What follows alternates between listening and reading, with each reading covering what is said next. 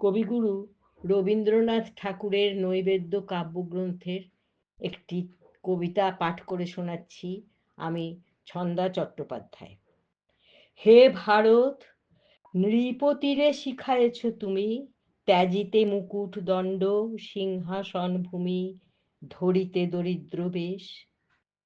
শিখায়েছ বীরে, ধর্মযুদ্ধে পদে পদে খমিতে অরিরে, ভুলি জয় পরাজয় সরসংহরিতে, কর্মীরে শেখালে তুমি, যোগযুক্ত চিতে, সর্বফল স্পৃহা ব্রহ্মে দিতে উপহার।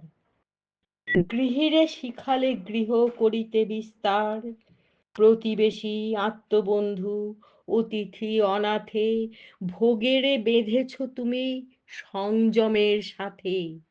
নির্মল বৈরাগ্যে দৈন্য করেছ উজ্জ্বল, সম্পদেরে পুণ্যকর্মে করেছ মঙ্গল।